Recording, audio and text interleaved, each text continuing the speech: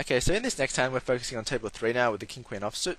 It falls to the button who opens, and we go ahead and 3-bet. Again, I'm not going to go too much into the pre-flop play. I guess just watch part 1 if you want to know why we 3-bet late position raises in deep ante games. And we flop fairly well here, obviously. We've got trips with Queen Kicker, the top kicker really, given that he's going to 4-bet Ace King, I think, pre-flop.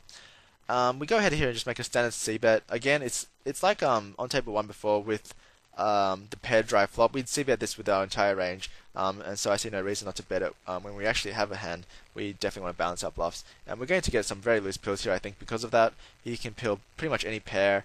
Ace Jack and Ace Queen, I think, will pill us as well. A 10 will pill us, so we can get a lot of calls from worse. So definitely some value to be had by betting. I don't really see any reason to check there. Now on the turn, this is where it gets a little bit interesting. I just have to go ahead here and check the turn. It might be a little bit tricky, but I think it's fairly standard for me. And I guess I'll just go into the reasons why. There's a few reasons. The first reason is that I think he's quite likely to have floated us, as I said on this flop. With a hand like, well, he could float with pure air, firstly, although I think that's slightly less likely. Maybe something like 9-8 of diamonds.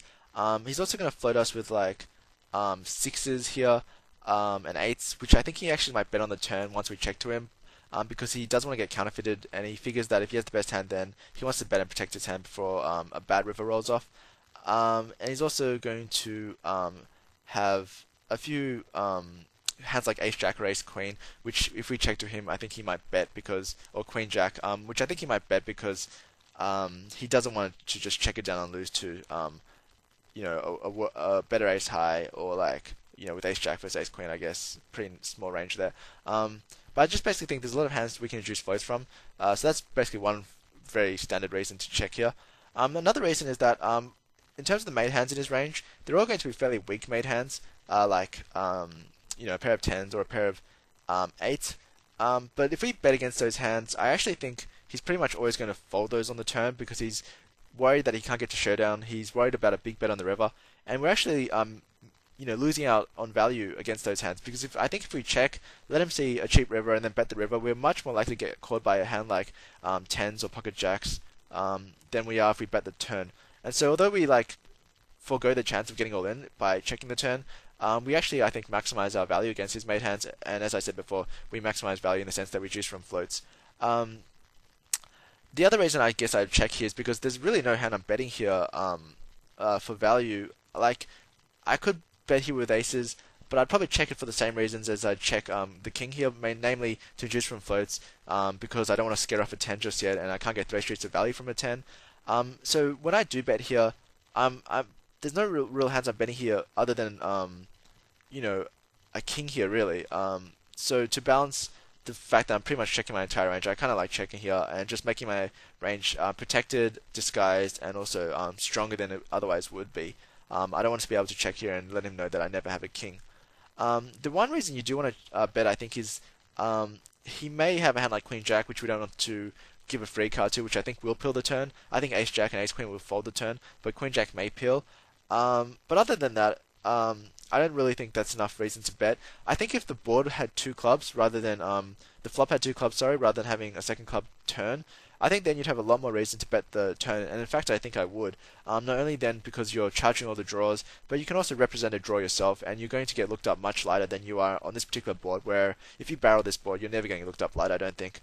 So if this flop was two-tone, then definitely I think a turn bet is called for. But when it's monotone like this, I kind of like checking and just, as I said, balancing the fact that I'm checking my entire range here almost, and then introducing from floats and getting value from river from marginal hands, getting value on the river from marginal hands. So on the turn he bets. He bets a little bit smaller than I'd like, but I go ahead here, obviously check call. I don't think check raising here does too much either. It just looks ludicrously strong. And he's just going to, I think, fold all worse hands and only continue with better, if any pocket tens, king 10 type hand. Maybe he floated with fours and he has hit a set there. I don't think he's ever going to close down with worse if we check raise other than with king jack precisely. Or maybe he defended with like king 9 suited. But we're getting a bit we're getting a little bit speculative there because, I mean, there's only one king left in the deck. So I check call. The river comes back to a flush, which isn't a great card to be honest. He could easily have something like ace jack or ace queen of clubs. He could also have queen jack of clubs, or he could have a float with clubs that floated me and then bet the turn when he picked up a flush draw. So there's definitely a few hands that that completes, but I think if he bets, we have to call here. But we wouldn't check raise for that reason. So he bets and we call, and here's king jack. So obviously that's probably the only one hand that we missed value from by not betting the turn large and then betting the river large. But I think on the whole we took the best line and the line that maximized our value. So that's that hand. Okay, this time we're focusing on table 4 with our ace king here on the button. So J Lizard opens, and I go ahead and 3-bet on the button. That's pretty standard. I guess one thing that is actually important in this hand is the fact that J Lizard does not have the full $500 buy-in, and because of that, I sort of pegged him as possibly a weaker player. Not necessarily a fish, but probably if he was a reg, definitely a weaker reg, because I think most good regs would buy in for the full amount. And this is important information for our flop play. So on the flop, it comes another pair dry flop. It seems like that's the theme of this video. But yeah, it comes another pair dry flop, and he checks to us with ace king. Now, if we recall hand 1 on table 1, I said that if we check back our king 8 suited on jack 8, our hand would be very face up as a hand like, you know, a pair of 8s, a small pair, or a good ace high like ace king or ace queen, which kind of implies that I would check back an ace king or ace queen there sometimes. And so I thought what I'd do with this hand is sort of talk about the reasons why I may check back ace king or ace queen here, and the reasons I would bet. So for pretty much the same reasons, checking back ace king does turn our hand very face up. And although we probably have the best hand, it may set us up for getting bluffed off later in the hand if he's a sort of player who's going to take advantage of that and try to blow us off our hand.